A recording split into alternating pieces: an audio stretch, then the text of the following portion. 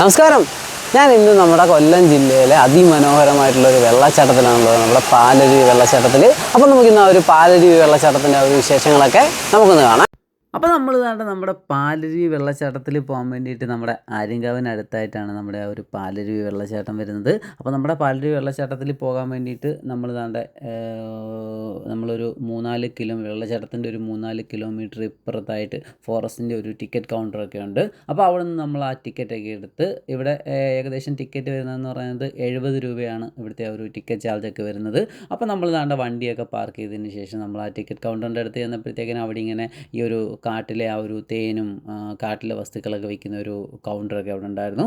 അപ്പോൾ അവിടെ നിന്ന് നമ്മൾ ടിക്കറ്റൊക്കെ എടുത്ത് നമ്മൾ താഴോട്ട് വന്നപ്പോഴത്തേക്കിന് അവിടെ ഇങ്ങനെ നമ്മളെ കൊണ്ടുപോകാൻ വേണ്ടിയിട്ട് പാലരുവി ഇക്കോ ടൂറിസത്തിൻ്റെ ഒരുപാട് ബസ്സുകൾ അവിടെ ഇങ്ങനെ കിടപ്പുണ്ട്.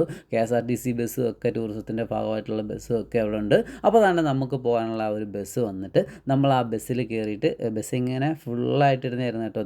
ഞങ്ങൾ വന്ന ദിവസം ഒരു ഞായറാഴ്ച ദിവസം ആയതുകൊണ്ട് ഭയങ്കര തിരക്കുള്ളൊരു ദിവസമായിരുന്നു. അപ്പോൾ നമ്മൾ ബസ്സിൽ കയറിയിട്ട് അവിടെ നിന്ന് നമ്മൾ പോയപ്പോഴത്തേക്കിന് ആ ഒരു കാടിൻ്റെ ഒരു 3-4 കിലോമീറ്റർ നമുക്ക് ആ ഒരു കാടിൻ്റെ ആ ഒരു സൗന്ദര്യമൊക്കെ കണ്ട്, കാടിൻ്റെ ആ ഒരു മനോഹാരിതയൊക്കെ കണ്ട് നമുക്ക് യാത്ര ചെയ്യാൻ പറ്റും. അപ്പോൾ അവിടെ പോയിട്ട് തിരിച്ച് KSRTC ബസ്സൊക്കെ ഇങ്ങനെ വരുന്നുണ്ടായിരുന്നു.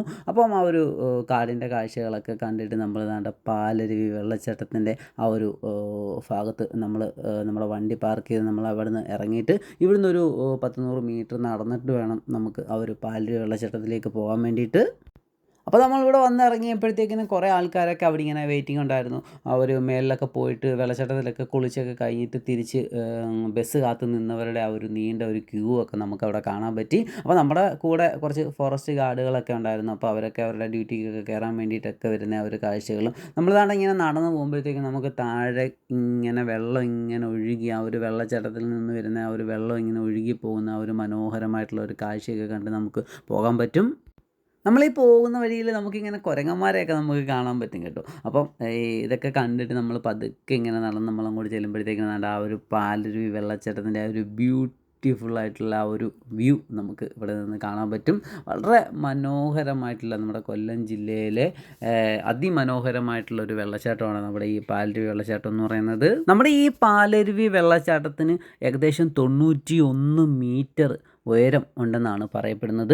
നമ്മുടെ ഇന്ത്യയിലെ 40ാമത്തെ വെള്ളച്ചാട്ടമാണ് നമ്മുടെ ഈ പാലരുവി വെള്ളച്ചാട്ടം. നമ്മുടെ സഖ്യപർവ്വത നിരകളിൽ നിന്നൊക്കെ ഉത്ഭവിച്ച് ഏകദേശം 300 അടി പൊക്കത്തിൽ നിന്ന് പാലൊഴുകുന്ന പോലെ ഇങ്ങനെ വെള്ളം പതഞ്ഞിങ്ങനെ താഴേക്ക് പതിക്കുന്നതിനാലാണ് നമ്മുടെ ഈ പാലരുവി വെള്ളച്ചാട്ടത്തിന് ആ ഒരു പാലരുവി എന്നുള്ള പേര് വന്നതെന്നൊക്കെയാണ് പറയപ്പെടുന്നത്. നമ്മുടെ ആ ഒരു കല്ലടയാറിൻ്റെ തുടക്കമെന്നൊക്കെ വേണമെങ്കിലും നമുക്ക് ഈ ഒരു വെള്ളച്ചാട്ടത്തെ നമുക്ക് പറയാൻ പറ്റും. നമ്മുടെ ആ ഒരു രാജവാഴ്ചക്കാലം മുതലേ ഇതൊരു സുഖവാസ കേന്ദ്രമായിരുന്നു എന്നൊക്കെയാണ് പറയപ്പെടുന്നത്.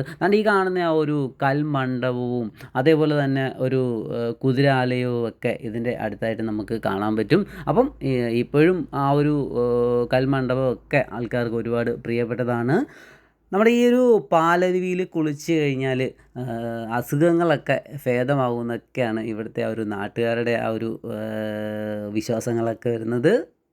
നല്ല മഴയൊക്കെ ഉള്ള സമയത്താണ് നമ്മൾ ഈ ഒരു വെള്ളച്ചാട്ടത്തിൽ വന്നു കഴിഞ്ഞാൽ നമുക്ക് അതിൻ്റെ ആ ഒരു ഫീലിങ്സൊക്കെ നമുക്ക് കൂടുതലായിട്ട് കിട്ടുന്നത്. വളരെ മനോഹരമായിട്ടുള്ള കാഴ്ചകൾ നമുക്ക് ഇവിടെ നിന്ന് നമുക്ക് ഫോട്ടോസൊക്കെ എടുക്കാൻ പറ്റും. എന്നിട്ട് ആ വെള്ളം ഇങ്ങനെ പാല് പോലെ ഇങ്ങനെ പതഞ്ഞൊഴുകി ഇങ്ങനെ താഴെ വന്ന് പതിക്കുന്ന ഒരു കാഴ്ച. വെള്ളമൊക്കെ കുറവുള്ള മഴയൊക്കെ ഉള്ള സമയത്ത് നമുക്ക് ഈ ഒരു ഭാഗത്ത് നിന്ന് നമുക്ക് കുളിക്കുകയൊക്കെ ചെയ്യാൻ പറ്റും. ഇപ്പം പക്ഷേ ആ ഒരു ഭാഗം നല്ല മഴയൊക്കെ കുറച്ച് ദിവസം കൂടെ നല്ല മഴയൊക്കെ ഉണ്ടായതുകൊണ്ടായിരിക്കും ആ ഭാഗം ഇങ്ങനെ ബ്ലോക്ക് ചെയ്തിട്ട് അതിൻ്റെ താഴെ ഭാഗത്താണ് ആ ഒരു കുളിക്കാനുള്ള ഒരു സംവിധാനം അവർ ഒരുക്കിയിരിക്കുന്നത്. അപ്പോൾ ഇങ്ങനെ വെള്ളം ഇങ്ങനെ കൂടുമ്പോഴത്തേക്കും അവിടെ ഇങ്ങനെ അവർ ബ്ലോക്ക് ചെയ്യും. ആ വെള്ളം ഇങ്ങനെ വന്ന് വീഴുന്ന ആ ഒരു നമ്മുടെ കൊല്ലം ജില്ലയിൽ നമ്മൾ കണ്ടിരിക്കേണ്ട അതിമനോഹരമായിട്ടുള്ളൊരു സ്ഥലമാണ് നമ്മുടെ ഈ പാലരുവി വെള്ളച്ചാട്ടം എന്ന് പറയുന്നത്. അപ്പോൾ ഒരുപാട് ആൾക്കാർ ഇങ്ങനെ ആ ഒരു വെള്ളം ഇങ്ങനെ താഴെ ഇങ്ങനെ കുളിക്കുന്ന ആൾക്കാർക്ക് കുളിക്കാൻ പറ്റിയ ഒരു സ്ഥലമാണ് ഇത് കേട്ടോ. വളരെ മനോഹരമായിട്ടുള്ള ഒരു കാഴ്ചയാണ്. ഒരുപാട് ആൾക്കാർ നമുക്ക് നല്ല രീതിയിൽ നമുക്ക് എൻജോയ് ചെയ്യാൻ പറ്റുന്ന നല്ല അടിപൊളി ഒരു സ്ഥലമാണ് നമ്മുടെ ഈ പാലരുവി വെള്ളച്ചാട്ടം എന്ന് പറയുന്നത്.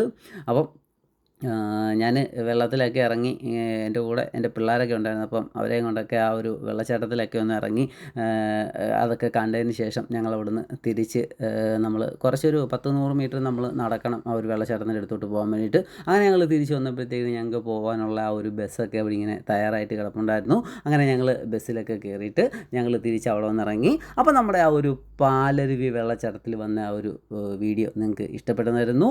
അടുത്തൊരു വീഡിയോ ആയിട്ട് നമുക്ക് വീണ്ടും കാണാം. ബായ്.